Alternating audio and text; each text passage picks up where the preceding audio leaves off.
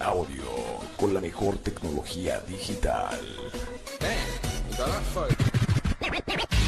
Producciones Superman.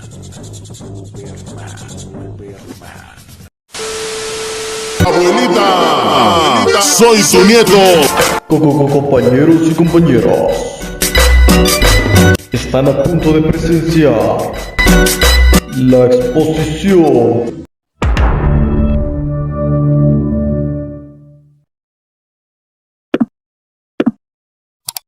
Buenas tardes, nuestro tema es balance de energía y ley de Es. También se tienen en cuenta los calores de formación, reacción y disolución y los hornos de combustión. Nuestro grupo está conformado por Sofía, quien les habla, Juan Camilo Plazas y Lady Janet Zorro.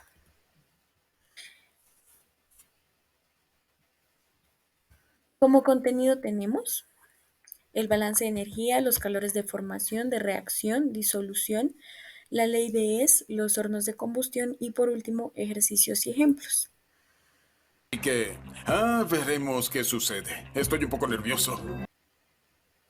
Cuando hablamos de balance de energía, nos referimos a una contabilidad de entradas y salidas de materiales y energía de un proceso o una parte de este.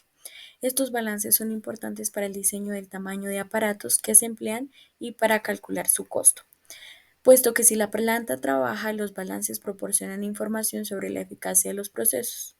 El balance de energía es, al igual que el balance de materia, el cual se basa en leyes de la conservación de la masa y de la energía. Estas leyes indican que la masa y la energía son constantes y que por lo tanto la masa y la energía entrante a un proceso deben ser iguales a la masa y energía salientes, a menos de que se produzca una acumulación dentro del proceso. También debemos tener en cuenta que el balance de energía, como se dijo anteriormente, se basa en la ley de la conservación de la energía, que indica que la energía para un proceso químico no se crea ni se destruye, solo se transforma. Basándose en las leyes anteriores y en lo dicho, un proceso cualquiera se conforma por las ecuaciones siguientes.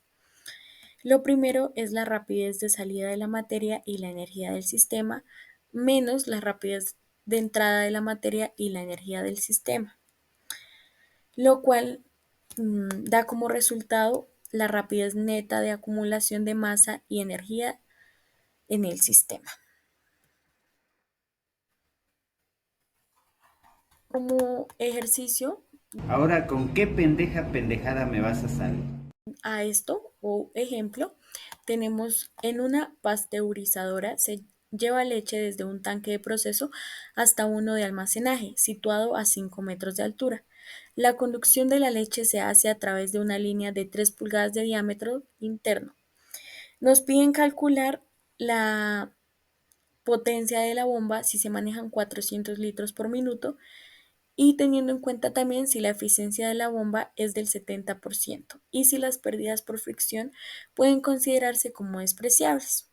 Se debe tener en cuenta que la densidad de la leche puede considerarse como 1,02 kilogramos por litro. Eh, um, los litros que nos da el ejercicio pues son iguales, como se dijo anteriormente, a 400 litros eh, por minuto. El diámetro es de 3 pulgadas. Para comenzar a solucionar el ejercicio tenemos que para encontrar la potencia de la bomba se hará un balance de energía entre los puntos de entrada y salida del sistema. En este caso, la posición de entrada y la de salida está a la presión atmosférica y a la misma temperatura. Si la posición de entrada es sobre la superficie del líquido, la velocidad en ese punto podría considerarse como cero, en comparación con la que tendría el punto de salida, que es la velocidad del fluido en la línea. En este caso, para la ecuación de continuidad queda L, que significa la longitud de la línea de conducción desde la leche hasta el tanque de proceso. Y esto es igual a U, lo cual es la velocidad del flujo de la leche en la tubería por el área por la densidad. Para comenzar a calcular la velocidad, entonces la longitud es igual a 400 litros por minuto multiplicado por 1,02 kilogramos por litro, y esto nos da un resultado de 408 kilogramos por minuto, y pasando esto a kilogramos por segundo nos da un igual de 6,8. Luego, para hallar el área tenemos pi sobre 4 por el diámetro elevado al cuadrado, lo cual nos da 0,785. Y pues como vemos tenemos entre paréntesis 3 sobre 12 por 0,305 elevado al cuadrado, lo cual nos da 0,0045639 metros al cuadrado. Luego, para hallar, como dijimos, la velocidad del flujo, entonces tenemos en cuenta los 6,8 kilogramos por segundo dividido sobre 1020 kilogramos por metro cúbico, y esto multiplicado por la respuesta que nos dio en el área, que es 0,0045639 metros al cuadrado, los cuales nos da una respuesta de 1,46 metros por segundo. Ahora, para hallar el trabajo, multiplicamos 5 metros por 9,81 metros sobre segundo más 1,46 elevado al cuadrado sobre 2 por metro sobre segundo al cuadrado.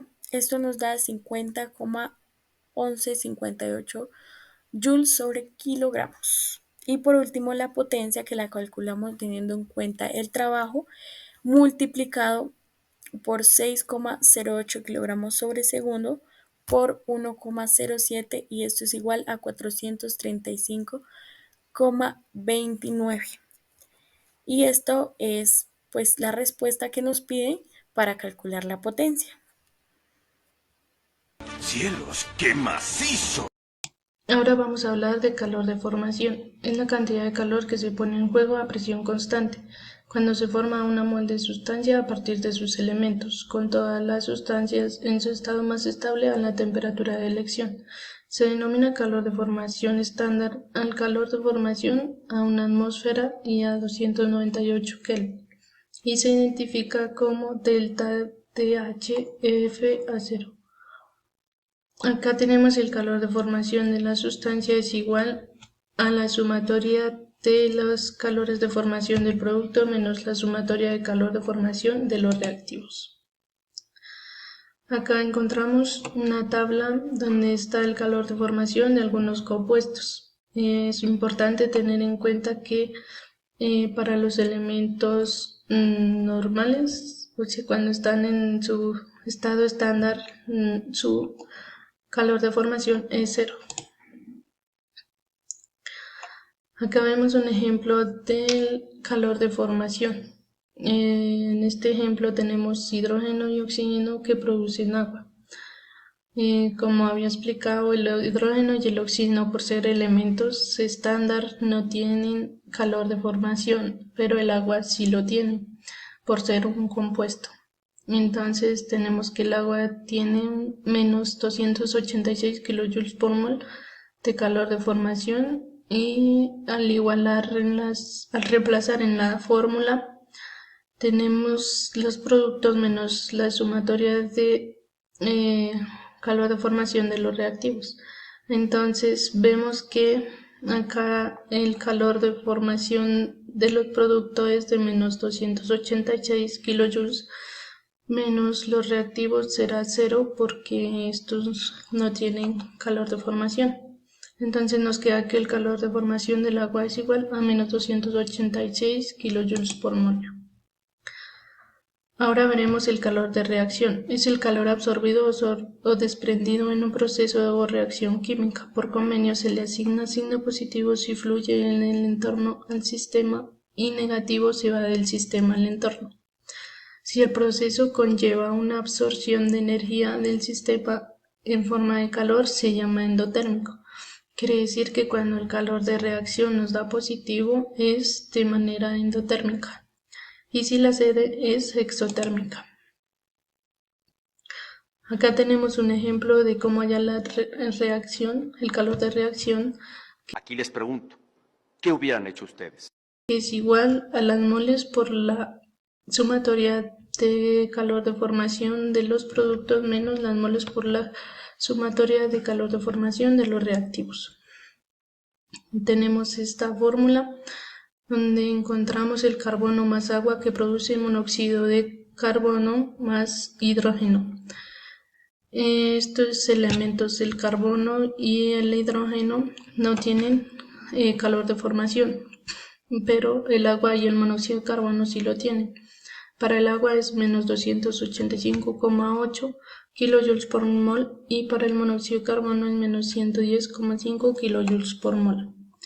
Al reemplazar acá nos queda una mol del producto, en este caso el monóxido de carbono, por el calor de formación del mismo, que es menos 110,5, menos en las moles del reactivo, que en este caso es 1, por menos 285,8, que es el calor de formación del agua.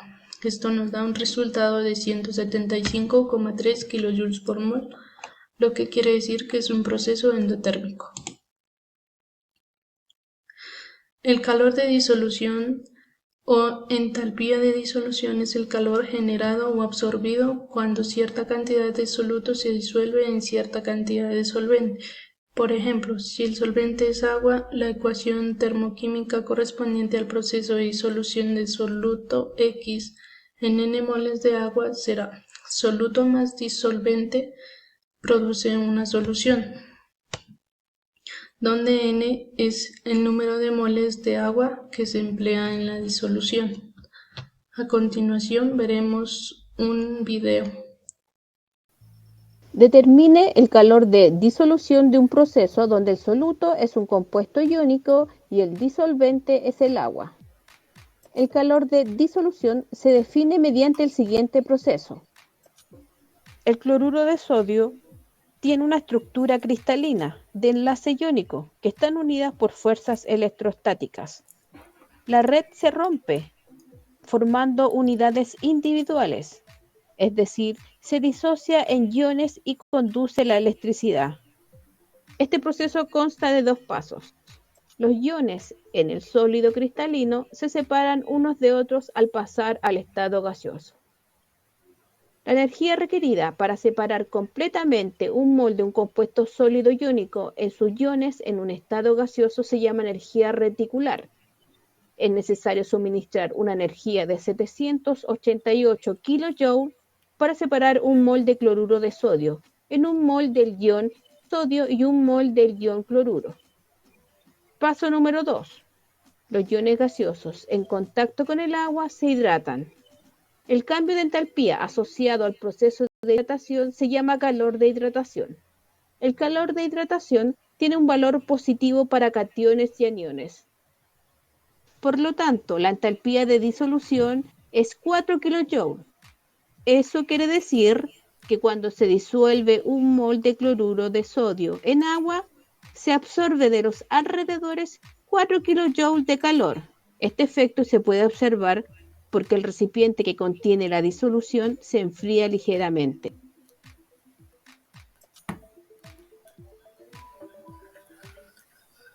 Algunos centímetros más tarde. Puedo hablar acerca de la ley de Hess. El químico Hermann Heinrich Hess la planteó en el año 1840 y su postulado dice que cuando una reacción química puede expresarse como suma algebraica de otras reacciones, su entalpía de reacción es igual a la suma de las entalpías de las reacciones parciales. Matemáticamente, la ley de Hess dice que los cambios de entalpía son aditivos, es decir, que la entalpía de la reacción total o de la reacción neta va a ser igual a la sumatoria de las entalpías de las reacciones parciales. Se dice que tiene dos reglas. Si la ecuación química es invertida, el signo de la entalpía se debe invertir también. Y si los coeficientes son multiplicados, la entalpía debe ser multiplicada por el mismo factor. A continuación voy a explicar un poco acerca de qué es la entalpía. La entalpía es una magnitud termodinámica que expresa la variación. A continuación voy a explicar un poco sobre qué es la entalpía. La entalpía es una magnitud termodinámica. La variación de la entalpía se expresa con una medida de la cantidad de energía absorbida o cedida por un sistema, o lo que es lo mismo, la cantidad de energía que tal sistema puede intercambiar con el entorno en que se encuentre. La definición de entalpía química Es para una reacción exotérmica a presión constante, la variación de la entalpía del sistema es igual a la energía liberada en la reacción, incluyendo la energía conservada por el sistema y la que se pierde a través de la expansión contra el entorno. A continuación voy a explicar un pequeño ejemplo de la ley de Hess matemáticamente. Para este caso nos dieron las reacciones primero de formación y nos piden hallar la reacción general. También nos dan el valor de la entalpía de la ecuación 1 y de la ecuación 2. Lo que queremos hacer para hallar la ecuación general es eliminar el factor C. Para eliminar el factor C multiplicamos la segunda ecuación por 2.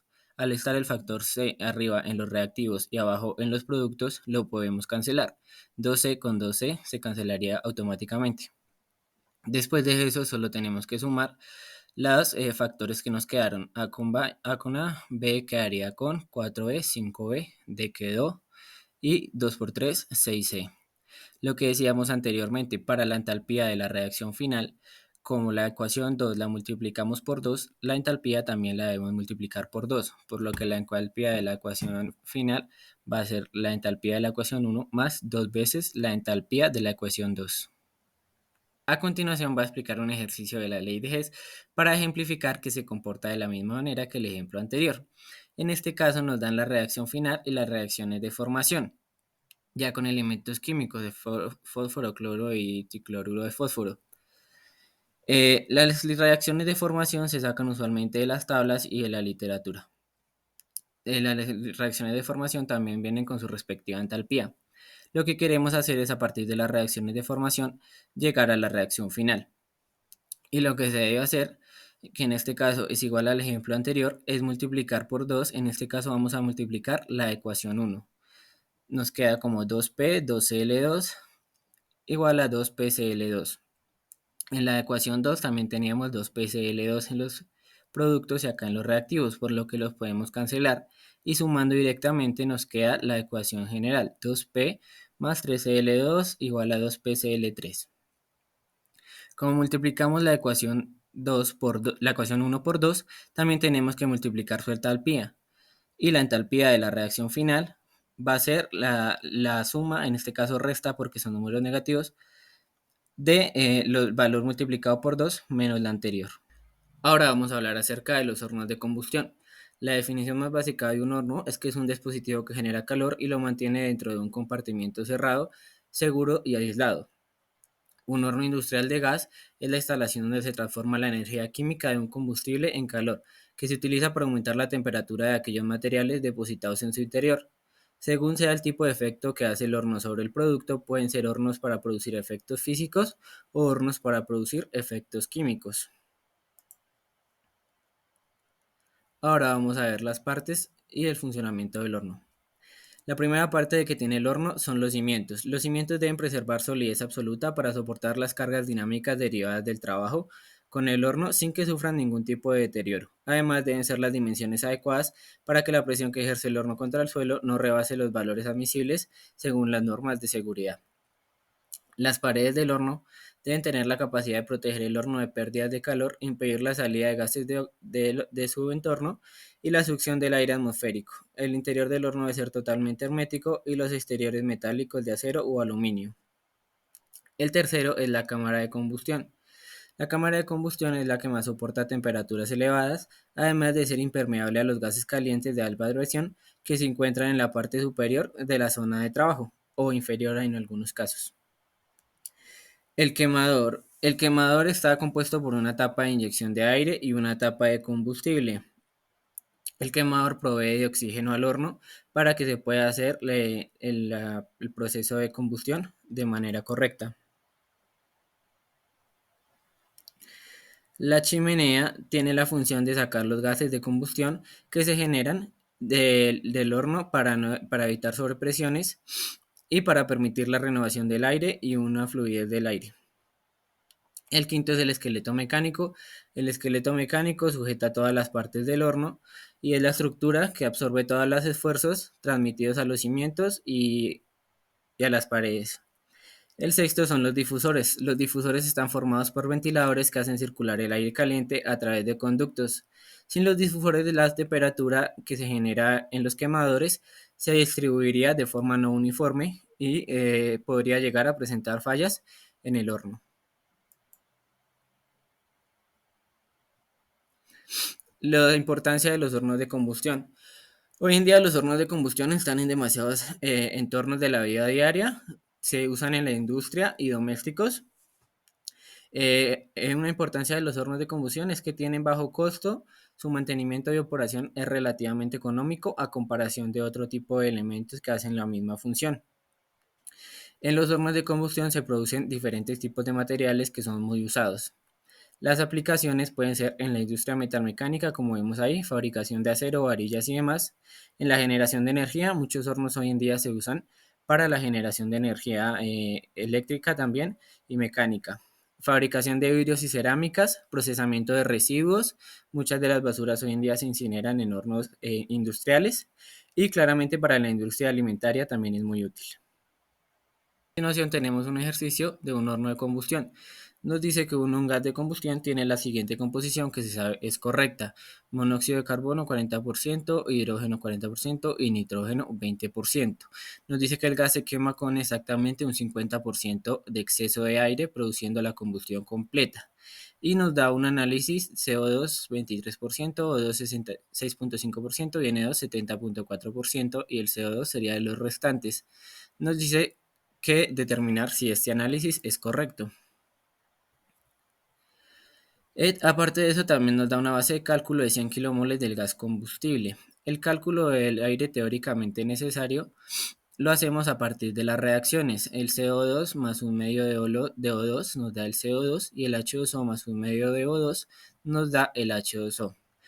A continuación procedemos a calcular las moles de O2 necesarias para quemar el CO2 y el H2O. Esto lo hacemos mediante el porcentaje que nos dieron por el coeficiente de la ecuación. En ambos casos nos da 20 kilomoles para un total de 40 kilomoles. Ahora tenemos que tener en cuenta el 50% de exceso que nos decía el ejercicio, por lo que sumándole un 50% al 40 nos da un total de 60 kilomoles. Seguimos con el análisis de los gases que salen del horno. Del CO2 se dice que tenemos 40 kilomoles y el O2 libre nos daría el 60 menos 60, que es el exceso, menos 40 nos da un total de 20 kilomoles. El N2 que entra en el gas nos da 20 kilomoles y el N2 que entra del aire lo calculamos estimando que el aire tiene un aproximado del 79% de nitrógeno. Lo multiplicamos por el factor de su porcentaje entre el faltante del porcentaje del aire. Esto nos da un total de 225.71 kilomoles. El total de gases nos da 305.71 kilomoles y lo que procedemos a hacer a continuación es determinar qué porcentaje ocupa dentro de eso el CO2, el O2 y el N2O. Nos dan los siguientes porcentajes: 3.08, 6.54 y 80.37, determinando que el análisis anterior efectivamente era incorrecto. Sí, como si estas cosas pasaran.